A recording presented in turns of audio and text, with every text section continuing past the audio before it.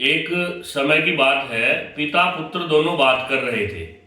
पिता ने कहा कि मित्र की परिभाषा आप नहीं समझ पाओगे, अभी आपकी आयु नहीं है। लेकिन बच्चे ने जिद करी, बच्चा युवा था, उसने कहा कि मेरे मित्र का मुकाबला कोई नहीं कर सकता, मेरे मित्र बहुत अच्छे हैं। पिता ने कहा ठीक है, कोई बात नहीं, समय आने पर मैं आपको बतला दूंगा। दोनों इस बात को करने के बाद भूल जाते हैं। कई दिनों के बाद एक दिन अर्धरात्रि के समय पिता ने अपने पुत्र को जगाया और कहा कि चलो आज आपके मित्र की परख करते हैं। उन्होंने कहा ठीक है पिताश्री, जैसी आपकी आज्ञा। तो वह बच्चा अपने पिता को लेकर के उस छोटे बच्चे, उस युवा के जो साथी थे उसके घर पे गए।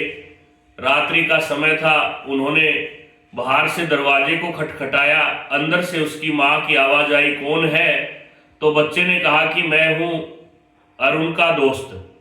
ऐसा सुनकर उसकी माँ ने कहा अभी जगाती हूँ। जैसे ही माँ ने उस अरुण को जगाया, उसने कहा कि मुझे सोने दो, कल सुबह आने के लिए बोल दो। ऐसा सुनकर वह उसका दोस्त बड़ा लज्जित हुआ। उसने अपने पिता को कहा पिताजी क्षमा करें। पिताजी ने कहा बेटा क्षमा की बात नहीं है, मित्र को पहचानने में बहुत शक्ति लगती है, मित्र कैसा होना चाहिए मैं अभी दिखलाता हूँ। ऐसा विचार करके उन्होंने अपने मित्र के पास जाने का निश्चय किया और जाकर के दरवाजा खटखटाया तो अंदर से उसकी पत्नी की आवाज आई, कौन है? तो उन्होंने कहा कि मैं हूँ आपके पति का दोस्त। उन्होंने कहा कि एक सेकंड रुकिए, अभी जगाती हूँ।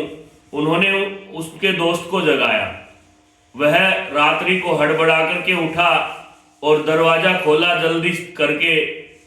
तो उस पिता और उसके बेटे ने देखा कि उस व्यक्ति के, उस मित्र के हाथ में, एक हाथ में एक डंडा था और दूसरे हाथ में पैसे थे।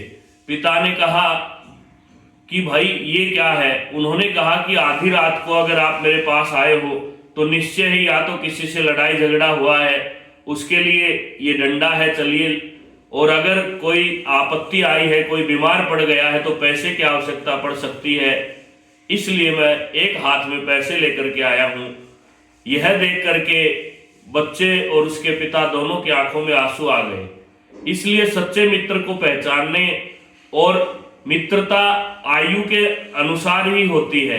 कक्षा में जो मित्र है वो जब तक है जब आप पढ़ रहे हो, लेकिन एक मित्रता होती है जो जीवन के बाद भी उसके बच्चों तक काम आती है।